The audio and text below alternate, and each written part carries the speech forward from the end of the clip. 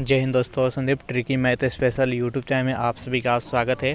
Bihar police constable नई भर्ती 2023 ये प्रैक्टिस सेट नंबर 125 है। इससे पहले प्रैक्टिस सेट नंबर 1 से लेकर 124 तक नहीं देखे होंगे तो इसके लिए प्लेलिस्ट बना दिए हैं, वहाँ से आकर आप सारी वीडियो एक एक करके देख सकते हैं। इसमें हम 40 महत्वपूर्ण प्रश्न देखने वाले हैं, तो इस वीडियो को अंत तक देखिएगा। तो वीडियो स्टार्ट करते हैं और चलते हैं प्रश्न की तरफ। एक नवा प्रश्न आपके सामने कि आकस्मिक निधि का वर्णन किस अनुच्छेद में किया गया है? अनुच्छेद 252 में, अनुच्छेद 267 में, सी है अनुच्छेद 352 में और डी है अनुच्छेद 368 में। बताइए यहाँ पर एक नवा प्रश्न का सही आंसर कौन सा है, जल्दी से कमेंट कीजिए।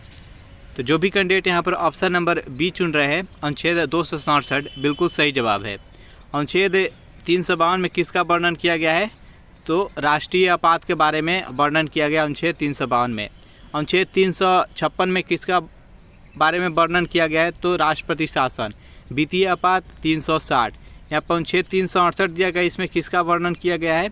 तो संविधान संशोधन के बारे में यहाँ पर वर्णन किया गया है। नेक्स्ट क्वेश्चन देखते हैं। दोनों प्रश्न आपके सामने कि लाहौर के किले का निर्माण किसके द्वारा किया गया था? अकबर के द्वारा, जहांगीर के द्वारा, शाहजहाँ के द्वारा, औरंगजेब के द्वारा। बताइए यहाँ पर दोनों प्रश्न का सही आंसर कौन सा है? लाहौर के किले का निर्माण किसके द्वारा किया गया था? जो भी कैंडिडेट यहाँ पर ऑप्शन नंबर ए के साथ जा रहे हैं, अकबर, बिल्कुल सही जवाब है। तीनवा प्रश्न आपके सामने कि राष्ट्रपति का विधिवत चुनाव प्रथम बार कब हुआ था? जून 1951 में, मई 1952 में, जुलाई 1953 में, अगस्त 1954 में। बताइए तीन नंबर प्रश्न का सही आंसर कौन सा है? राष्ट्रपति का विधिवत चुनाव पहली बार कब किया गया था? जो भी कैंडिडेट यहाँ पर ऑप्शन नंबर बी के साथ जा रहे हैं, मई 1952, बिल्कुल सही जवाब है। चार नंबर प्रश्न आपके सामने कि भारत कितने पिन जोन में विभाजित है? 6, 7, 8, 9। बताइए यहाँ पर चार नंबर प्रश्न का सही आंसर कौन सा है? भारत कितने पिन जोन में विभाजित किया गया है? तो जो भी कैंडिडेट ऑप्शन नंबर सी के साथ जा रहे हैं, 8, बिल्कुल सही जवाब है। नेक्स्ट यहाँ पर पाँचवा प्रश्न आपके सामने कि इंसुलिन में किस तत्व का अंश होता है? तांबा का, मैग्नीशियम का, फास्फोरस का और लोहा का। बताइए पाँच नंबर प्रश्न का सही आंसर कौन सा है? इंसुलिन में किस तत्व का अंश होता है? तो जो भी कैंडिडेट यहाँ पर ऑप्शन नंबर डी चुन रहे हैं, लोहा, बिल्कुल सही जवाब है। इंसुलिन की कमी से कौन सा रोग होता है? तो मधुमेह। इंसुलिन कहाँ पाया जाता है? तो अग्नाशय में। नेक्स्ट यहाँ पर 6 नंबर प्रश्न है आपके सामने कि ऊंचाई बढ़ने से वायुमंडलीय दाब पर क्या प्रभाव पड़ता है? घटता है, बढ़ता है, अपरिवर्तित रहता है, इनमें से कोई नहीं। बताइए यहाँ पर 6 नंबर प्रश्न का सही आंसर कौन सा है? जैसे जैसे ऊंचाई बढ़ेगा वैसे वैसे वायुमंडलीय दाब में क्या परिवर्तन होगा, आपको बताना है। तो जैसे जैसे ऊंचाई बढ़ेगा वायुमंडलीय दाब में कमी आएगा। इसका राइट आंसर है ऑप्शन नंबर ए। 7 नंबर प्रश्न है आपके सामने कि सबसे पहले राष्ट्रीय आपात की घोषणा कब की गई थी? 16 अक्टूबर 1962 में, 20 अक्टूबर 1962 में, 26 अक्टूबर 1962, 30 अक्टूबर 1962। बताइए यहाँ पर 7 नंबर प्रश्न का सही आंसर कौन सा है? सबसे पहले राष्ट्रीय आपात की घोषणा कब की गई थी? तो भारत और चीन का जब युद्ध हुआ था तो 26 अक्टूबर 1962 अनुच्छेद 352 के तहत राष्ट्रीय आपात की घोषणा किया गया था। तो इसका राइट आंसर है ऑप्शन नंबर सी। नेक्स्ट यहाँ पर 8 नंबर प्रश्न आपके सामने, वान झील कहाँ पर स्थित है? तुर्की में, कनाडा में, उत्तरी अमेरिका में और तंजानिया में। बताइए यहाँ पर 8 नंबर प्रश्न का सही आंसर कौन सा है? वान झील किस देश में स्थित है? सेशन आपको अच्छा लग रहा है तो वीडियो को लाइक, अपने दोस्तों के पास शेयर कर दो। अभी तक इस चैनल को सब्सक्राइब नहीं किया होंगे तो फटाफट इस चैनल को सब्सक्राइब कर दीजिए। तो वान झील किस देश में स्थित है? तो तुर्की में। इसका राइट आंसर है ऑप्शन नंबर ए। नेक्स्ट यहाँ पर 9 नंबर प्रश्न है आपके सामने कि मादक पेय पदार्थों में कौन सा तत्व पाया जाता है? Methyl alcohol, ethyl alcohol, propyl alcohol, butyl alcohol. बताइए यहाँ पर 9 नंबर प्रश्न का सही आंसर कौन सा है? मादक पेय पदार्थों में कौन सा तत्व पाया जाता है? तो जो भी कैंडिडेट यहाँ पर ऑप्शन नंबर ए बी चुन रहे हैं, इथाइल एल्कोहल, बिल्कुल सही जवाब है। नेक्स्ट यहाँ पर 10 नंबर प्रश्न है आपके सामने कि मोपला विद्रोह 1921 में कहाँ हुआ था? बेहद इंपॉर्टेंट प्रश्न है। बताइए यहाँ पर 10 नंबर प्रश्न का सही आंसर कौन सा है? कोंकण तट पर, मलाबार तट पर, बीजापुर और अहमदनगर। बताइए यहाँ पर 10 नंबर प्रश्न का सही आंसर कौन सा है? मोपला विद्रोह कहाँ पर हुआ था 1921 में? तो देखिए मोपला विद्रोह 1921 में हुआ था और केरल के मलाबार तट पर हुआ था। तो इसका राइट आंसर है ऑप्शन नंबर बी। 11 नंबर प्रश्न है आपके सामने कि उत्तरी अवंती की राजधानी कहाँ थी? महिष्मती, धार, अमरावती और उज्जैन। बताइए यहाँ पर 11 प्रश्न का सही आंसर कौन सा है? उत्तरी अवंती की राजधानी कहाँ थी? जल्दी से कमेंट कीजिए यहाँ पर 11वां प्रश्न का सही आंसर क्या है। जो भी कैंडिडेट यहाँ पर ऑप्शन नंबर डी चुन रहे हैं उज्जैन बिल्कुल सही जवाब है। 12वां प्रश्न है आपके सामने कि सर्वप्रथम जजिया कर किसने लगाया था। मोहम्मद बिन कासिम ने, मोहम्मद गजनवी ने, मोहम्मद गौरी ने और कुतुबुद्दीन ऐबक ने। बताइए यहाँ पर 12वां प्रश्न का सही आंसर कौन सा है। तो सर्वप्रथम जजिया कर किसने लगाया था, तो मोहम्मद बिन कासिम। प्रथम अरब आक्रमण किसने किया था, तो ये मोहम्मद बिन कासिम ने किया था 712 ईस्वी में। तो सर्वप्रथम जजिया कर किसने लगाया था, तो मोहम्मद बिन कासिम। उसके बाद से जजिया कर यहाँ पर लगाया गया था किसके द्वारा, ब्राह्मणों पर किसने जजिया लगाया था, तो फिरोज शाह तुगलक के द्वारा ब्राह्मणों पर जजिया कर लगाया गया था। इस जजिया कर को किसने हटाया था, तो अकबर ने 1564 ईस्वी में इस जजिया कर को हटा दिया गया था, पूर्णतः समाप्त कर दिए थे। लेकिन फिर औरंगजेब के द्वारा फिर जजिया कर चालू कर दिया गया। लेकिन फाइनली कब इसको समाप्त कर दिया गया, तो मोहम्मद शाह रंगीला के द्वारा फाइनली इसको जजिया कर को समाप्त कर दिया गया। चलिए नेक्स्ट यहाँ पर 13वां प्रश्न है आपके सामने कि मानव निर्मित प्रथम तत्व कौन सा है, यानी मानव द्वारा बनाया गया प्रथम तत्व कौन सा है आपको बताना है। ऑप्शन नंबर ए है पोलोनियम, बी है तांबा, सी है लोहा और डी है इनमें से कोई नहीं। बताइए यहाँ पर 13वां प्रश्न का सही आंसर कौन सा है, मानव द्वारा कौन सा तत्व सर्वप्रथम बनाया गया। तो जो भी कैंडिडेट यहाँ पर ऑप्शन नंबर ए चुन रहे पोलोनियम बिल्कुल सही जवाब है। नेक्स्ट यहाँ पर 14वां प्रश्न है आपके सामने कि राष्ट्रकूट वंश की स्थापना किसके द्वारा किया गया। सिमुक के द्वारा, वासुदेव के द्वारा, विष्णुवर्धन के द्वारा, दंती दुर्ग के द्वारा। बताइए यहाँ पर 14वां प्रश्न का सही आंसर कौन सा है, राष्ट्रकूट वंश का स्थापना किसके द्वारा किया गया। जो भी कैंडिडेट यहाँ पर ऑप्शन नंबर डी के साथ जा रहे हैं दंती दुर्ग बिल्कुल सही जवाब है।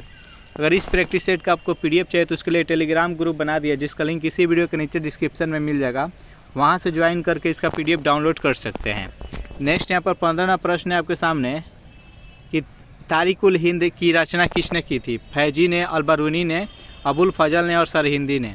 बताइए यहाँ पर 15वां प्रश्न का सही आंसर कौन सा है, तारिकुल हिंद की रचना किसने की थी। जो भी कैंडिडेट यहाँ पर ऑप्शन नंबर बी के साथ जा रहे हैं अलबरूनी बिल्कुल सही जवाब है। जो यहाँ पर अलबरूनी थे किसके दरबार में थे, तो मोहम्मद गजनवी के दरबार में ये थे अलबरूनी। नेक्स्ट यहाँ पर 16वां प्रश्न है आपके सामने कि दिल्ली स्थित अशोक के स्तंभ का पता सर्वप्रथम किसने लगाया था। टी पैंथलर, जॉन मार्शल, चार्ल्स वनिंगम और चार्ल्स मेनन। बताइए यहाँ पर 16वां प्रश्न का सही आंसर कौन सा है।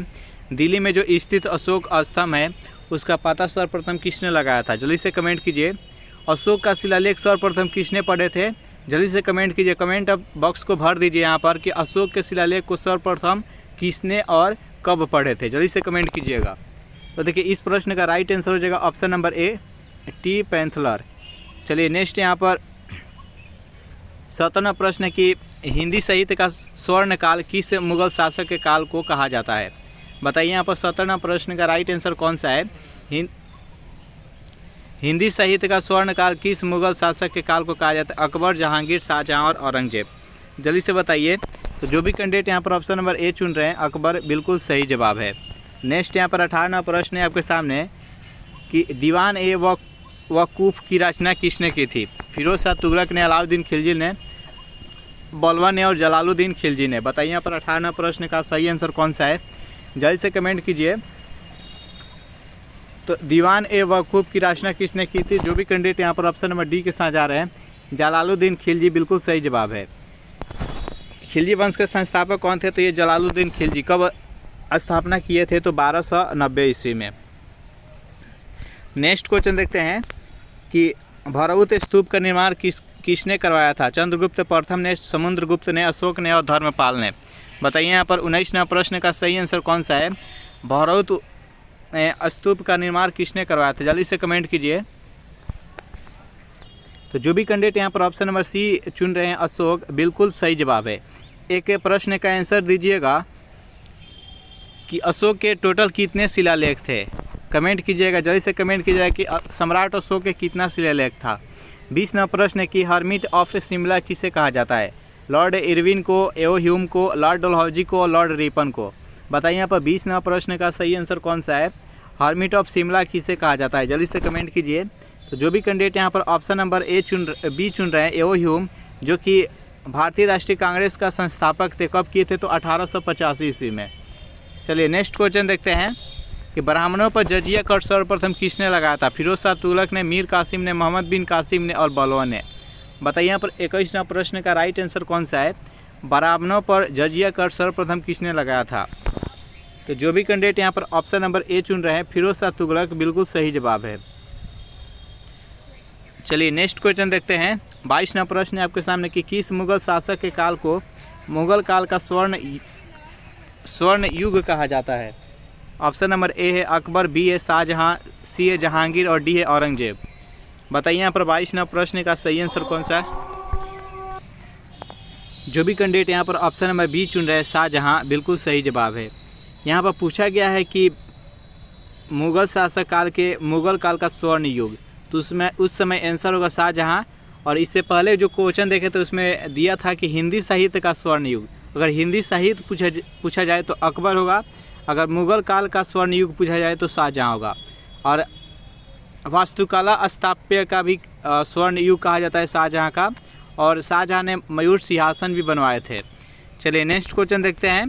23वां प्रश्न है आपके सामने कि किसके शासनकाल में मनसबदारों की संख्या सबसे अधिक है? अकबर, शाहजहां, जहांगीर और औरंगजेब। बताइए यहाँ पर 23वां प्रश्न का राइट आंसर कौन सा है? तो जो भी कैंडिडेट यहाँ पर ऑप्शन नंबर डी चुन रहे हैं औरंगजेब, बिल्कुल सही जवाब है। एक क्वेश्चन का जवाब दीजिएगा। जैसे प्रश्न है कि जो सम्राट अशोक द्वारा शिलालेख 14 लिखा गया था उसमें से कौन से शिलालेख में कलिंग युद्ध का वर्णन किया गया है? इस प्रश्न का आंसर जल्दी से कमेंट बॉक्स में छाप दीजिए।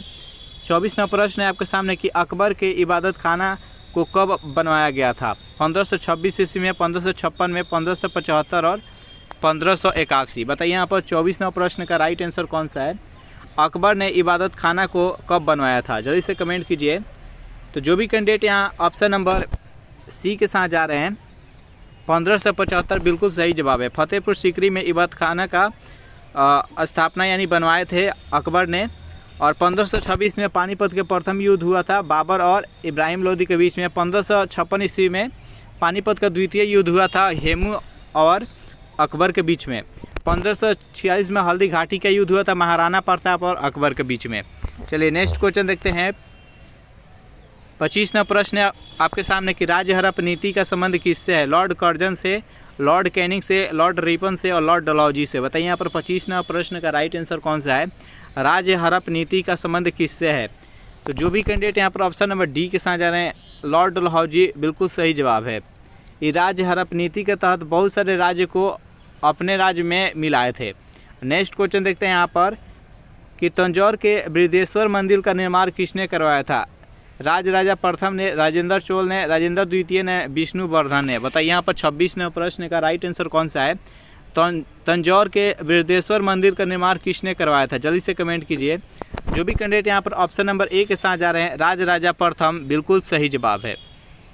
सेशन आप लोगों को कैसा लग रहा है ज़रूर कमेंट करके बताइएगा। वीडियो आपको अच्छा लग रहा है तो वीडियो को लाइक अपने दोस्तों के पास जल्दी से शेयर कर दीजिए। 27वां प्रश्न है कि मुगल चित्रकला के शान किसके शासनकाल में सबसे अधिक थी? अकबर के, शाहजहां के, जहांगीर के और औरंगजेब के। बताइए यहाँ पर 27वां प्रश्न का राइट आंसर कौन सा है? तो मुगल चित्रकला की शान किसके शासनकाल को कहा जाता है? तो जहांगीर के। जो भी कैंडिडेट यहाँ पर ऑप्शन नंबर सी के साथ जा रहे हैं बिल्कुल सही जवाब है। 28वां प्रश्न है कि मुगल सम्राटों में सबसे लंबा समय किसका रहा था? अकबर का, मोहम्मद शाह का, औरंगजेब का और जहांगीर का। बताइए यहाँ पर 28वां प्रश्न का सही आंसर कौन सा है? तो सबसे अधिक शासन किसका था? तो अकबर का था। कब से? 1556 से लेकर 1605 ईस्वी तक ये शासन किए थे। इसका राइट आंसर है ऑप्शन नंबर ए। नेक्स्ट यहाँ पर 29वां प्रश्न है आपके सामने कि राष्ट्रीय ध्वज फहराने वाला पहला भारतीय कौन थी? मैडम भिखाजी कामा, सुबा लक्ष्मी, एम सहगल और इकबाल। बताइए यहाँ पर 29वां प्रश्न का राइट आंसर कौन सा है? तो madam Bhikaiji Cama, option number A इसका राइट आंसर हो जाएगा। जर्मनी में ये सर्वप्रथम राष्ट्रीय ध्वज फहराई थी। नेक्स्ट क्वेश्चन देखते हैं यहाँ पर चीन के दीवार का निर्माण कब हुआ था? 198 ईसा पूर्व में, 221 ईसा पूर्व में, 238 ईसा पूर्व में और 254 ईसा पूर्व में। बताइए यहाँ पर 30वां प्रश्न का राइट आंसर कौन सा है? चीन के दीवार का निर्माण कब हुआ था? तो जो भी कैंडिडेट यहाँ पर ऑप्शन नंबर बी के साथ जा रहे हैं 221 ईसा पूर्व, बिल्कुल सही जवाब है। नेक्स्ट यहाँ पर 31वां प्रश्न है आपके सामने कि भारत का सबसे पुराना विश्वविद्यालय कौन सा है? तक्षशिला विश्वविद्यालय, नालंदा विश्वविद्यालय, विक्रमशिला विश्वविद्यालय, कलकत्ता विश्वविद्यालय। बताइए यहाँ पर 31वां प्रश्न का राइट आंसर कौन सा है? भारत का सबसे पुराना विश्वविद्यालय कौन सा है? जब भारत आज़ाद नहीं हुआ था तब का बात किया जा रहा है, तो तक्षशिला विश्वविद्यालय इसका राइट आंसर है। वर्तमान समय में ये पाकिस्तान में है। नेक्स्ट क्वेश्चन देखते हैं कि दीवाने कोही की स्थापना किसने की थी? फिरोज शाह तुगलक ने, अलाउद्दीन खिलजी ने, मोहम्मद बिन तुगलक ने और सिकंदर लोदी ने। बताइए यहाँ पर 32वां प्रश्न का राइट आंसर कौन सा है? दीवाने कोही की स्थापना किसने की थी? जो भी कैंडिडेट यहाँ पर ऑप्शन नंबर सी बता रहे हैं, मोहम्मद बिन तुगलक, बिल्कुल सही जवाब है। नेक्स्ट यहाँ पर 33वां प्रश्न है आपके सामने, किस अधिवेशन में हिंदी को सर्वप्रथम राष्ट्रभाषा के रूप में प्रस्तुत किया गया था? मद्रास, बेलगांव, मुंबई और कलकत्ता। बताइए यहाँ पर 33वां प्रश्न का सही आंसर कौन सा है? बेहद इंपॉर्टेंट प्रश्न है। किस अधिवेशन में हिंदी को सर्वप्रथम राष्ट्रभाषा के रूप में प्रस्तुत किया गया था? तो इसका राइट आंसर है कांग्रेस के कौन सा अधिवेशन था? तो बेलगांव अधिवेशन। और ये कहाँ पर हुआ था? ये कर्नाटक के बेलगांव में, और 1924 ईस्वी में इसका नेतृत्व अध्यक्ष कौन थे? तो महात्मा गांधी। नेक्स्ट क्वेश्चन देखते हैं यहाँ पर, उदंतपुरी विश्वविद्यालय की स्थापना किसने की थी? धर्मपाल ने, देवपाल ने, हर्ष ने और गोपाल ने। बताइए यहाँ पर 34वां प्रश्न का राइट आंसर कौन सा है? जल्दी से कमेंट कीजिए इसका राइट आंसर कौन सा है। तो जो भी कैंडिडेट यहाँ पर ऑप्शन नंबर डी बता रहे हैं, गोपाल, बिल्कुल सही जवाब है। चलिए एक प्रश्न का आंसर दीजिएगा कि गुलाम वंश के वास्तविक संस्थापक किसे माना जाता है? 35वां प्रश्न है आपके सामने कि कांग्रेस के प्रथम अधिवेशन की अध्यक्षता किसके द्वारा की गई थी? एओ ह्यूम के द्वारा, दादा भाई नौरोजी के द्वारा, व्योमचंद बनर्जी के द्वारा, महात्मा गांधी के द्वारा। बताइए यहाँ पर 35वां प्रश्न का राइट आंसर कौन सा है? तो कांग्रेस के स्थापना किसने किए थे? तो एओ ह्यूम ने 1885 ईस्वी में। और उसका प्रथम अध्यक्ष जो मुंबई अधिवेशन था, कांग्रेस का प्रथम अधिवेशन कहाँ हुआ था? मुंबई में। उसका अध्यक्षता किसने की? तो व्योमचंद बनर्जी। इसका राइट आंसर है ऑप्शन नंबर सी। नेक्स्ट यहाँ पर 36वां प्रश्न है आपके सामने कि तारिक ए फिरोज शाही किसकी कृति है? जियाउद्दीन बर्नी का, निजामुद्दीन अहमद का, अब्दुल अहमद लाहौरी का, फजल अली का। बताइए यहाँ पर 36वां प्रश्न का राइट आंसर कौन सा है? तारिक ए फिरोज शाही किसकी कृति है? जो भी कैंडिडेट यहाँ पर ऑप्शन नंबर ए बता रहे हैं, जियाउद्दीन बर्नी, बिल्कुल सही जवाब है। नेक्स्ट यहाँ पर 37वां प्रश्न है कि अकबर ने जजिया कर को कब समाप्त किया था? 1526, 1556, 1564 और 1570। बताइए यहाँ पर 37वां प्रश्न का राइट आंसर कौन सा है? अकबर ने जजिया कर को कब समाप्त किए थे? तो 1564 ईस्वी में। तो इसका राइट आंसर है ऑप्शन नंबर सी। नेक्स्ट यहाँ पर 38वां प्रश्न है आपके सामने कि नूरजहाँ के बचपन का नाम क्या था? सलीमा बेगम, मेहरुनिसा, मुमताज़ और फातिमा। बताइए यहाँ पर 38वां प्रश्न का राइट आंसर कौन सा है? नूरजहाँ के बचपन का नाम क्या था? जो भी कैंडिडेट यहाँ पर ऑप्शन नंबर बी बता रहे मेहरुनिसा, बिल्कुल सही जवाब है। नूरजहाँ किसकी पत्नी थी? तो ये जहांगीर की पत्नी थी। इस प्रश्न का right answer option number B. इस प्रकार से टोटल हम 38 प्रश्न देखे इस प्रैक्टिस सेट में। सेशन आपको कैसा लगा जरूर कमेंट करके बताइएगा। वीडियो आपको अच्छा लगा हो तो वीडियो को लाइक अपने दोस्तों के पास शेयर कर दे। अब अभी तक इस चैनल को सब्सक्राइब नहीं किए होंगे तो फटाफट इस चैनल को सब्सक्राइब कर दे। Thanks for watching this video. मिलते हैं नेक्स्ट वीडियो में।